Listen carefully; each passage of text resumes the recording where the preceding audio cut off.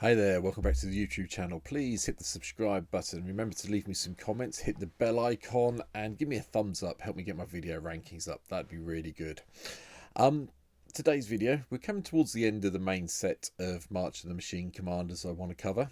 And this is one that is probably more complicated than it needed to be.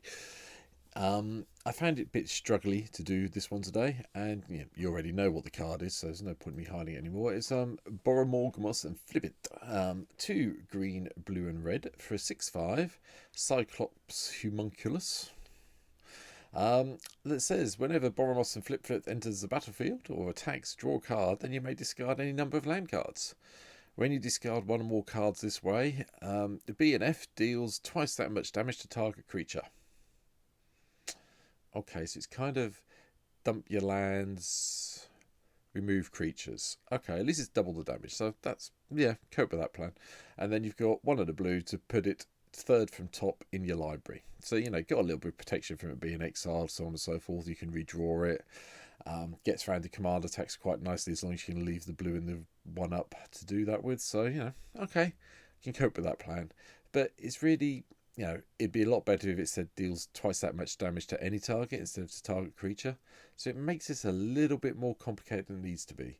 And that's why I've been struggling to build this one. But I think I've cracked it now. So today's deck looks like this.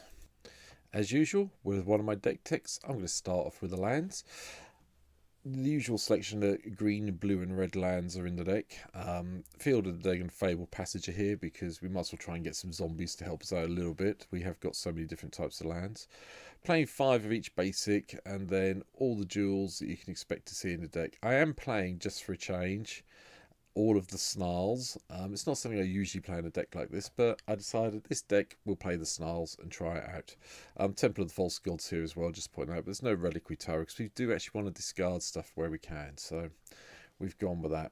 The ramp side is a little bit lower. We've only really got Sol Ring, Arcane Signet and Fellwile Stone in the deck. The chances are it's a 3-colour deck. Fellwile Stone is going to give you the colour you want, unless you're really unlucky in a game on MTGO and come up against 3 black-white decks. But, chances are you'll get one of your colours, I think.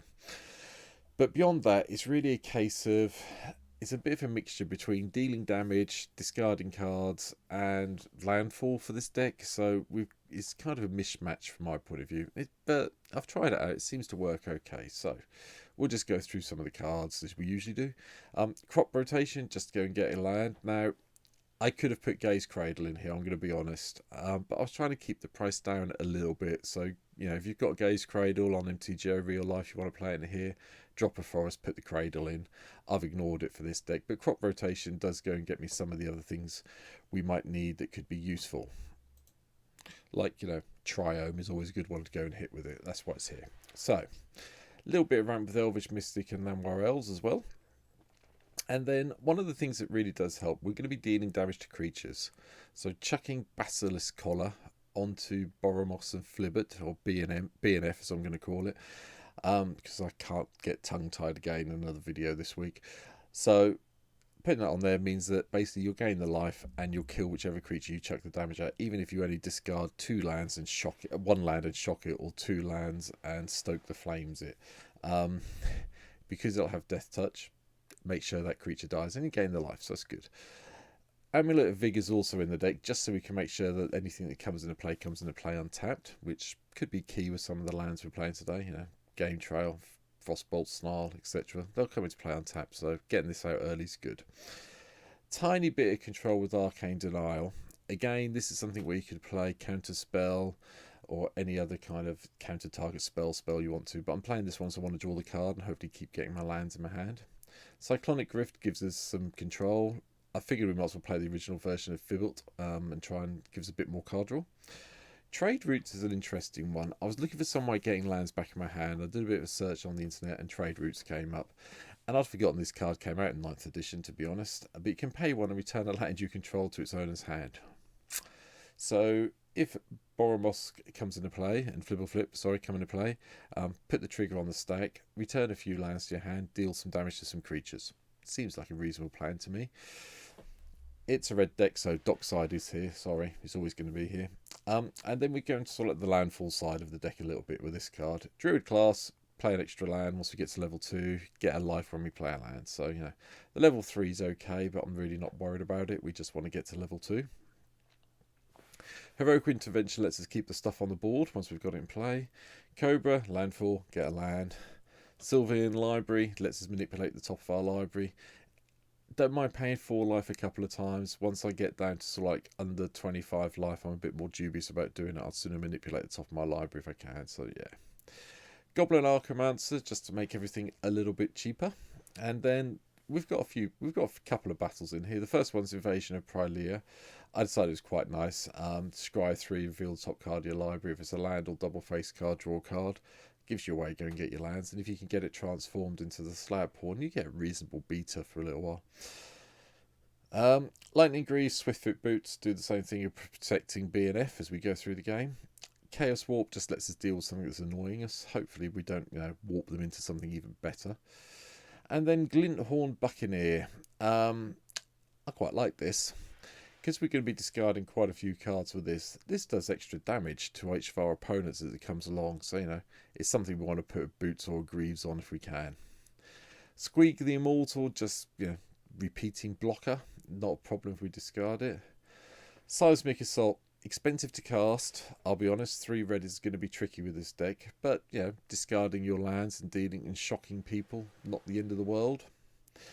And, you know, Ruminate Excavator lets us play those lands we may have discarded back into play.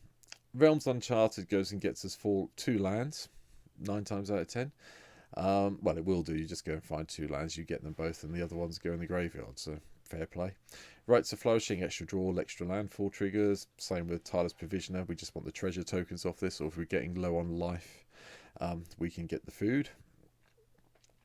Timber Sower, another one I'd forgotten about existing. But whenever 1 or more lands are put into your graveyard from anywhere, create a 0/1 green plant creature token. So you get a little bit of a blocker, and then you can sacrifice 3 creatures and return a target land from your graveyard to your hand. So you get to do it repeatedly a little bit. Wayward Sawtooth, just another way of playing extra lands, and once we get the blessing, we get to attack and block. You happen upon a glade, puts 2 lands in our hand, which is quite nice. Again, you can respond to the trigger from Borborygmos and Fblthp to get the 2 lands, so you can do something to 4 if you need to. Calls for a Crewfix, gets us lands off the top of our library and a little bit of life when we play them. Eternal Witness returns anything that's been key and been taken care of in the meantime. Uro is Uro, I'm not going to go into it too much. Timor Ascendancy, creatures you control have haste. Whenever a creature with power 4 or greater enters the battlefield under you control, you may draw a card. Got a lot of way getting 4+ creatures into play, so this is good. Crucible of Worlds, had to play it to get the lands back from our graveyard, along with Horn of Greed. Yes, it doesn't really benefit you until you get your next turn, and it might have been destroyed by you gets back to you, but if you can play it later in the game and then drop a land, get a bit of card draw out of it. And, you know, Teferi's Ageless Insight helps with that as well. Draw the extra cards. The next battle's the Battle for Kaldheim. It's another way of exiling our hands and drawing that many cards, and then, you know, get to play them. And then if we can turn it into Peer of the World Tree as well, it's another way of doing a Seismic Assault type effect. But, you know, whenever you discard a land card, exile the top card of your library, you play that card this turn. That could be useful. So it's a little bit better than Seismic Assault once we get there. Solifim helps us get the extra damage we need from everything. We've got a couple of other ways of doing this as well that are coming up shortly. Like Toraf, God of Fury. Whenever a creature or planeswalker an opponent controls is dealt excess non-combat damage, Toraf deals damage equal to the excess to any other target permanent. Now, this is quite good. A little bit of a combo here. If we've managed to put the collar onto Borborygmos and Fblthp, and then, you know, discard a attack, draw a card, discard a land. Because we've got Death Touch, we only have to do 1 damage to each creature to kill it, and then that means the excess damage goes on another target permanent. Deals damage to any target other than that permanent. So, say you discard a land, you shock someone, you can ping someone for a point of damage. Bear it in mind, it's quite good fun. Oracle Mordai, extra land draws, play with the lands revealed, so on and so forth. Splendid Reclamation. Yeah, I bought it in. We're discarding land after land after land. Let's get them all back at some stage. And then we get all those nice landfall triggers when they come into play. So, you know, it kind of works. Again, World Shape is a bit of a weird one. We attack with it, we mill 3, but when it dies, we return all the land cards from our graveyard to the battlefield tapped, which is quite nice in this deck. Contribute Worlds, just another way of playing lands from our graveyard, and then, you know, we can do the tap effect if we want to, but it's really another way of just playing lands from a graveyard. Mina and Den Wildborn, as well as giving us an extra land drop each turn, we get to return lands, which, you know, works well with this. Again, another way, something to wait while the ability from BNF's on the stack. We can do it then. Solemn Sin just goes and finds a basic we need, draws a card when we die, it's fine. Sunder is going to upset people, I'm going to be honest. But I figured this, if I was ever going to play Sunder in a deck, this was the one to have it in, especially with BNF in and things like Seismic Assault and so on and so forth.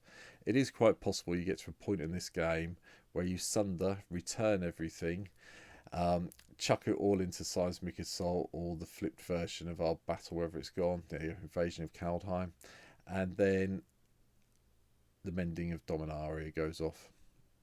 People tend to get upset when that happens.